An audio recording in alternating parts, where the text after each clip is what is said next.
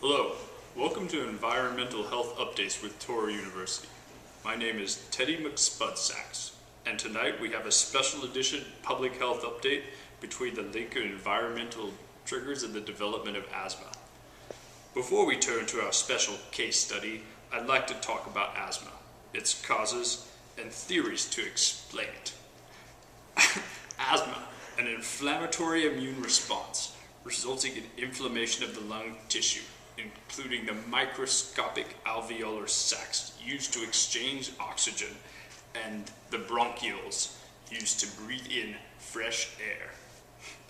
An attack occurs when the smooth muscle lining the bronchioles constrict, causing wheezing, difficulty in breathing, and extreme cases, closure of the airways and death. Recent studies have shown an increased prevalence in inner city and urban areas compared with farmlands.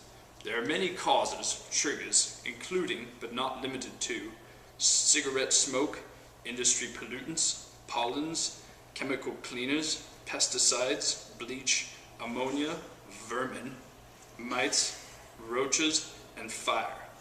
Indeed, the soot in this very fireplace could cause asthma. Without further ado, let me turn to our special guest, Wheezy McPuffster. Hello. Wheezy, thank you for joining us tonight. It's a pleasure. I just have a few questions about your cases of asthma. Shoot. Please tell me about your experience with asthma. Well, I've had asthma ever since childhood.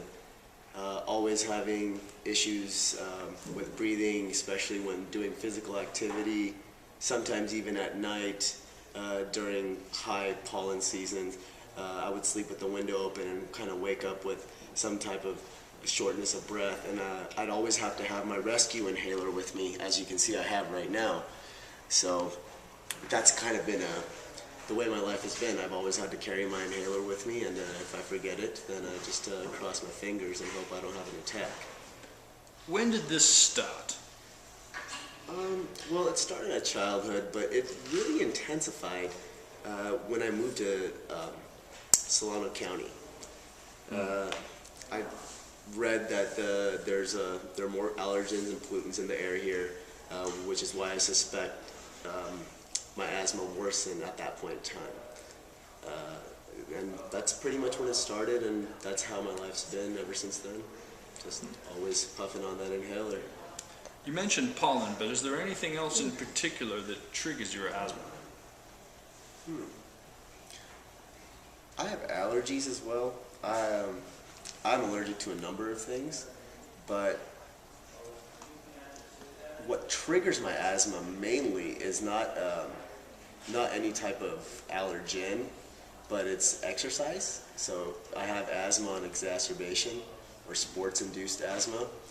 And what I have to, as a child, I used to play soccer.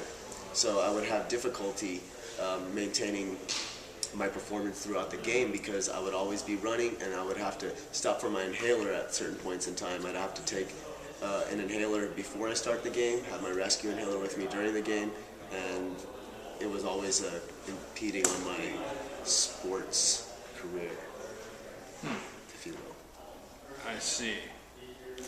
So, as an adult, what have you done to control your asthma, and what can everyone else out there do to help prevent asthma? Well, I try to vacuum my place of residence as often as possible. So I try to keep the dust particles, the concentration and the amount of dust in the air that I breathe, I try to keep all that low. I try to keep my pets clean and well groomed because their dander is also a trigger. I definitely carry my inhaler with me during periods of physical activity, and that's about it. I try to keep my car clean. I don't really have much control over the environment. I try not to go out when it's too windy and I feel discomfort. Thank you for your insight on asthma. That adjourns our program tonight.